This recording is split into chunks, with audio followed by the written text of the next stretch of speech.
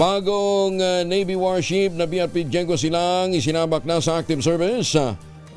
Meron pa daw 10 barkong inaasahan. Detalye na balita mula kay Jal Paro sa RH52. Jal, good morning. Kuya Angel, opisyal na ngang kinamisyon ng hukbong dagat ng pinakabago nitong barkong pandigma, ang Malvar class frigate na BRP Diego Silang.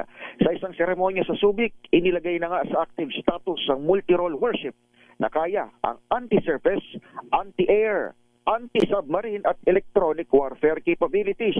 Magsisilbing kapitan itong pinakamoderno ngayong barko ng Philippine Fleet, si Captain John Percy Alcos, na dati ring tagapagsalita ng Philippine Navy. Present sa pagdinyag sina Defense Undersecretary Salvador Misan Jr., Navy Flag Officer in Command Vice Admiral Jose Ma Ambrosio Espeleta, at representative mula Korea o South Korea kung saan ginawa itong BRP Diego Silang.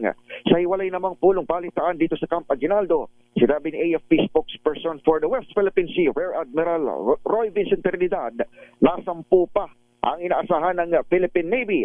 Kabilang dito ang 6 na offshore patrol vessel at 2 landing dock na napondohan na at ginagawa na sa kasalukuyan at nasa discussion phase para sa 2 pang karagdagang frigate. Pakinggan natin si Admiral Trinidad. Docks being constructed in Korea and Indonesia respectively have already been funded.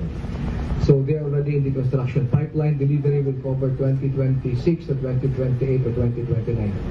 The 2 additional frigates plus other more capabilities currently at the Defense Department level are still for funding but are undergoing deliberation. Ito sa Edniel Parrosa, nag-uulat para sa DZRH. Una sa Pilipinas, una sa Pilipino. Maraming salamat, Jel.